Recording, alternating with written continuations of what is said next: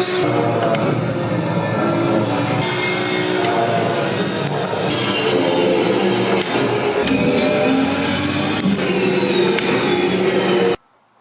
各位观众朋友们，大家好，这里是 V8 Engine， 欢迎来到我们新的媒体中心啊。我们换了一个新的环境，也买了一些新的家具啊，希望大家能够喜欢这块地方。好，那么接下来进入正题啊，大家也都知道，平时我在直播当中，在平时的练习当中使用的是速磨的 M10步进直驱方向盘。那么今天终于是有机会能够尝试速磨的这个Alpha 的直驱方向盘了啊。那么这里首先给大家简单科普一下这个4伏直驱和我们的这个步进直驱的这个区别啊。那么步进直驱它的整个旋转的范围是分成了一个个小的步伐，它叫步进角，一般是在几度到0点几度的这个范围内。而我们的这个4伏直驱，它的精度完全是由它的身后的这个编码器来负责的，相对来说精度会比步进直驱要好很多。那么为了搭配这个4伏直驱，我们还拿到了这个全新的 GT4 的这个盘面啊。我们之前使用的是这个地形盘，今天我要来尝试一下这个方程式的盘面。那么除此之外，还有我们的速磨的 P2000S100， 这可以说应该是一块液压踏板啊，这也是我第一次能够真正的去尝试一款液压的这个踏板。好，那么现在我们就开始我们非常期待的开箱环节啊。首先我们还是从基座开始。我知道这个基座大家其实已经等了很久了，也看到很多人已经入手了。好，非常熟悉的这根线应该是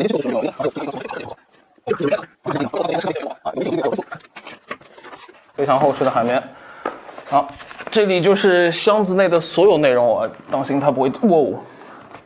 可以看到啊，这个它的基座这次算是比较容易拿出来的。上一代 M10的这个基座卡在泡沫盒子里面，非常非常难拿出来。开箱过的应该都知道，这个它就这次会比较方便的拿出来啊。哇，这个重量真的比它的体积要，这个重量真的是相对它的体积来说要重得多啊，感觉像一颗核弹一样。中间我现在去转一下它的这个转轴啊，可以说是非常非常的顺滑，完全没有 M10那种一格一格的这个感觉。前面可以看到这个应该是方向盘的这个无线连接的这个触点。不知道大家还能看到吗？前面是它的一个碳纤维的，它这边有一个碳纤维的面板。能看到吗？这里它有一个碳纤维的面板，而背后的话非常干净，什么都没有。大家的接线，所有接线都是在侧面的，都是在侧面，这样的话理线比较方便。然后侧面还有2个固定的孔，这是它的基座。我觉得我要找一个安全的地方。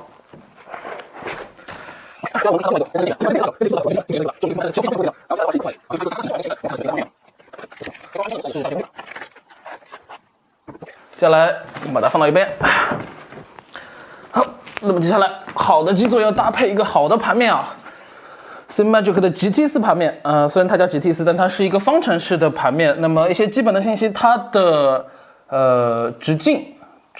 半径，它的直径应该是30厘米左右啊，它会比这个图马斯特啊，像一些传统的这个方程式盘面要大一些。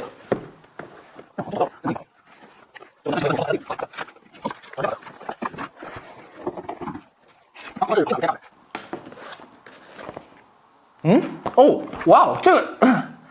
这个是我第一次看见，这个是所有按钮的一个贴纸，也就是说这个盘面上的贴纸我是可以更换的吗？它这里用了很多赛车用的一些用的一些字母，用的一些内容，什么 limit 就 pit limit， 还有一些像 brake bias tires 轮胎，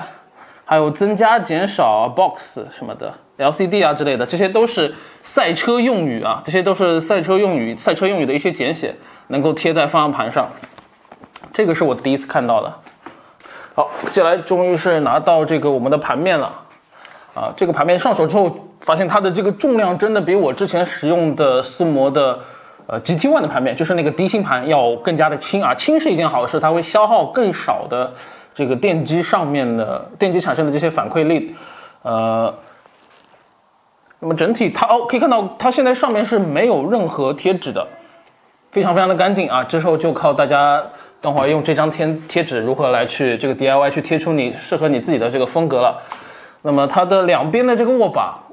握感是非常非常适合的，非常非常厚实的，至少对我的手来说应该是很合适的。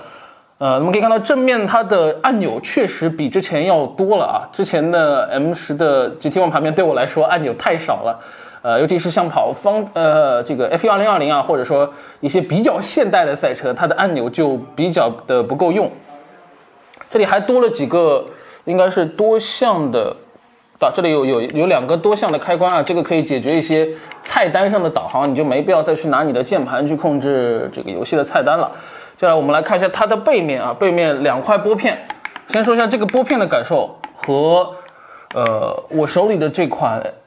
盘面呢也有一个很大的区别，它相对来说行程要更短，然后手感呢也要更硬一些。它的最主要的改善它的声音啊，它的声音不再是那种夸夸夸非常非常响的那种响声，而是相对来说比较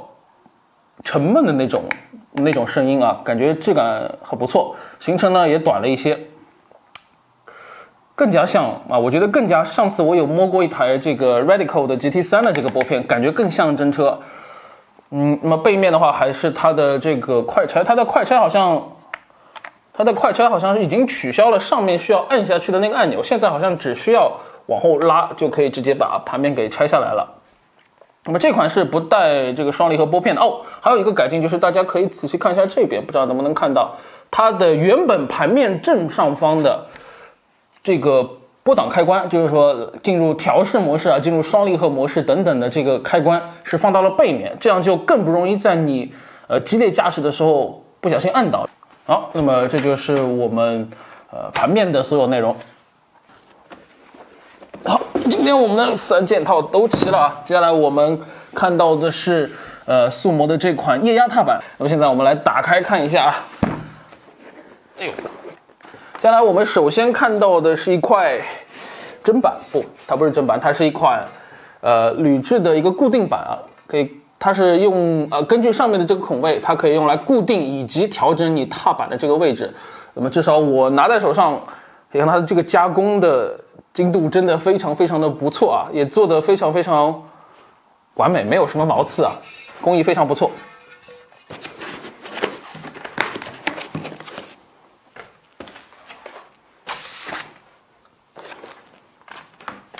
好，接下来我们来看一下踏板的这个包装的这个内部啊，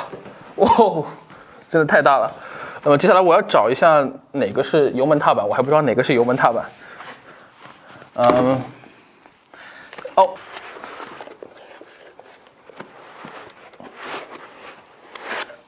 好，那么这个是我们的油门踏板啊，可以看到它整体也是 CNC 切割的，没有任何的瑕疵的部分。制作的非常非常的精良啊。那么尤其是这个踏板面可以看到非常非常的漂亮，上面有一些这个凹进去的螺孔啊，来防止你的脚底有任何的打滑。但是我觉得这个相对来说好像非常非常的高啊，一会儿我们等会儿装起来再看一下。那么这个整个油门踏板我们可以看到中间最明显的这个同色的这个部分，可以看到有一根液压杆，这根液压杆能够创造出油门踩下去的时候这种类似于真车的这个阻尼的脚感，在后面也有这样一个旋钮去可以调整你这个整体的阻尼的给你的这个感觉。那么在下方可以看到这是它的连接线，连接到了一个称重传感器啊，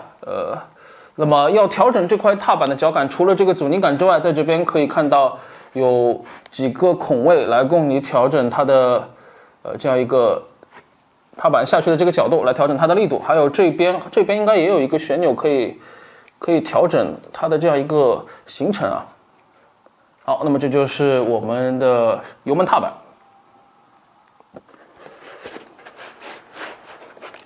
接下来讲完油门下一个肯定是我们的刹车踏板啊，这是它的连接线。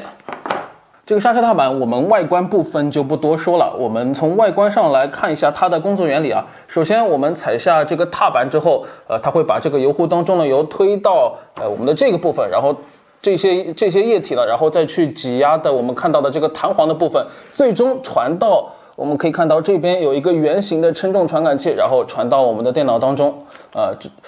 它就是模拟了这个我们真车啊，这个刹车油去挤压刹车的这个活塞，去挤压我们刹车片，去夹这个刹车盘的这样一个脚感啊，可以说是非常非常接近真车了。那么这就是我们的一个刹车踏板。离合踏板这个外观我们就不多说了，看起来呢比刚才这两个要更加的简洁一些。那么离合踏板我们关注的是它的这个两段式的这个脚感，可以看到它这边形成在这个它行驶的这个槽啊，这个踏板行动的这个槽这边有一个拐角，来创造出一个两段式的脚感。我们可以看到离合踏板也是具有它的这个调整的空间，这边可以看到1、2、3、4、5是5档调节，而刚才我们的这个油门踏板和刹车踏板它这边是有6档的这个调节。好，那我们在踏板的这个底部也可以看到离合器踏板也使用了这个承重传感器。那么这样一来，我们油门踏板、离合踏板以及我们的刹车踏板都使用了承重传感器，只不过刹车的这个承重传感器可能和这两个有一些区别。好，那么这就是我们速磨的这款踏板。从刚才这个开箱的感受来看，可以说它的整体做工、整体的质感真的是非常非常棒的啊！这也让我越来越期待它在模拟器上实际的这个表现。那么接下来我们就用速磨的这个全套产品啊，包括我们的方向盘，包括我们的基座，去模拟器上实测一下啊，看看它到底能够给我们带来什么样的表现。好，现在我们所有设备都已经是装到了我们全新的这个超大屏的座舱当中啊。那么首先来跟大家分享一下我目前体验下来静止时候的这个感受。首先这个方向盘在没有任何力反馈的状态下，这个旋转的感觉真的是非常非常的上瘾啊，非常非常的顺滑。那么握把还是跟刚才一样，感觉非常非常的稳固啊。然后是这个按钮都离手非常的近啊，尤其是这几个开关，我觉得非常非常适合那些 F1 2020的玩家，能够很方便的去调整电量、油量等等。那么中间的这两个旋钮的手感非常非常的棒，我可以说是还可以按下去。所以说整个盘面上的按钮是非常多的，拨片还是跟刚才说的一样，手感很不错，但是它不会产生任何过度的这个噪音啊，非常非常的舒服。那么再来说一下踏板，踏板在这个没有跑起来的情况下，我感觉油门相对来说不是那么的重啊，但是也能够给我足够的感受。而刹车的这个感觉真的是和我今天开车来的那台家用车的脚感非常非常的像啊，可能真的是得益于它的这个液压的这样的一个设计。而离合器真的是它的两段是非常非常的明显啊，非常的明显。那么尤其是在你弹起来的这个过程当中，非常非常的快啊，不需要你去做过多的这个用力用在这个抬离合器上面。好，那么接下来我们赶快进入这个实际的测试啊。今天我们测试使用的是Assetto Corsa Competizione ACC 啊，这也是目前可以说是所有模拟赛事游戏当中物理会做的最好的游戏之一啊。那么今天我们赛道是选择了英国银市这条赛道，虽然它看起来是一条很平的机场赛道，但是它的颠簸非常非常的多啊，尤其是这个激光扫描版的 ACC 版的这个英国银石赛车，我选了一台车头非常非常重的阿斯顿马丁啊，前面有台巨大的 V12 引擎，希望它能够这个展现出一个怎么说这个方向盘的这个性能吧。好，接下来我们就开始。你这个引擎转速起来之后，它还是有这种非常非常微小、很细腻的这个震动啊。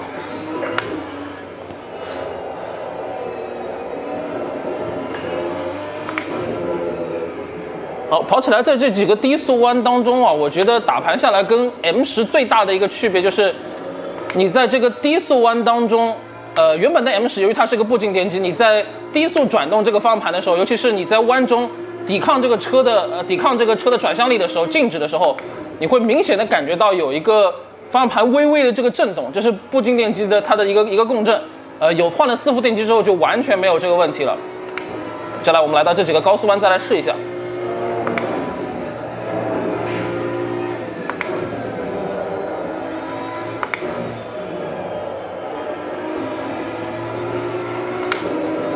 虽然我刚才那几个弯过得不好，但是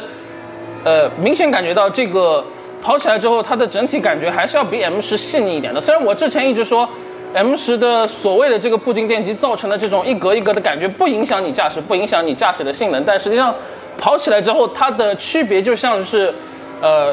这个60 FPS 的屏幕啊，60 FPS 的屏幕，60赫兹的屏幕和144赫兹屏幕的这个区别，就真的感觉非常细腻、非常顺畅的一种感觉。当然，对于能适应的人来说，可能对它的这个表现方面的影响，对它的性能方面没有什么太大的影响啊。但是这个体验果然还是不一样的。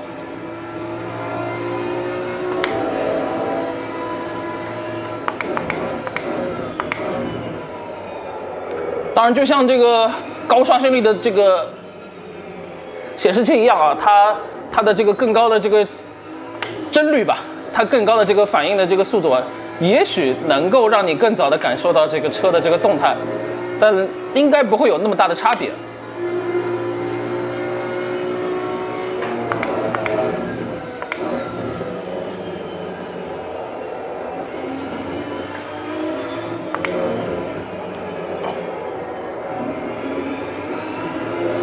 哇，在刚才那一串弯道感受了一下这个踏板之后，这个油门踏板虽然力度不是很重，但是它的这个阻尼感让我在慢慢推进这个油门，尤其是推进油门的这个前半段，可以更加的可以说做得更加的顺畅。尤其是接下来如果我有机会去尝试用跟指去跑一些手排车的话，可能当你从这个右脚从刹车上往油门转的这一瞬间，会做得更加的顺畅。如果踏板比较软或者比较太过这个丝滑的话，就很容易出现你下去的这个左脚往右脚转的下去的这个低脚突然给的太大，车就会有一个前后动态的一个晃动，它就会让你的车出现推头或者甩尾的一些状况。这个刹车踏板不用多说啊，既然是使用了称重传感器，它的刹车力度的调整是非常非常方便的。同样，它由于采用了这个液压的设计，它似乎好像能够过滤掉一些你脚上的，就能够让你脚上的一些比较，怎么说，一些比较粗暴的动作，似乎能够进行一定的过滤啊。不知道会不会应该能够让你的动作变得稍微顺畅一些。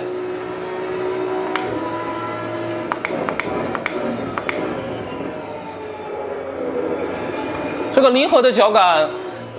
我不太好说，因为我没有开过真正的竞技离合的这个赛车。那么就街车的这个离合踏板来说，比这个呢是要轻一些，但这个的力度相对来说踩下去会比较重，而放起来会比较轻松一些。那么这就是我们对踏板和方向盘的一些感受。好，那么刚才我们已经是完成了对这款 SIMAGIC Alpha 四副之躯以及我们的SIMAGIC 踏板的快速上手。那么对于这些经常需要干精细活的这些场地赛的玩家来说，我觉得是非常非常值得去升级这款方向盘的。如果你是专注于玩拉力或者漂移，那么相对来说 SIMAGIC 的 M10性价比会更加的高一些。那么这个踏板我们从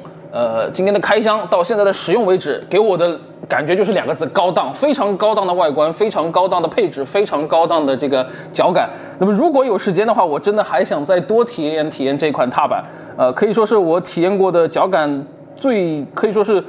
最奢华的一款，还是这两个字。那么待会儿的话，我会用这款方向盘、这款踏板去跑一个1小时的比赛。刚才我用这款方向盘60%的力度就跑了大概15分钟左右，我已经开始出汗，然后喘气了。这款方向盘最大的扭矩是15牛米啊，你握住它的最大扭矩是15牛米，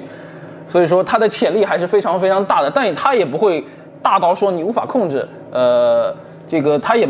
应该没有配这个急停按钮，所以说相对来说还是比较安全的。以上就是我们对 SIMAGIC Alpha 之躯以及它的这款踏板的快速上手，感谢大家的收看。如果你喜欢我们的视频，欢迎通过点赞、投币、收藏、评论、分享等等来支持我们。我是 V8 Engine，我们下次再见。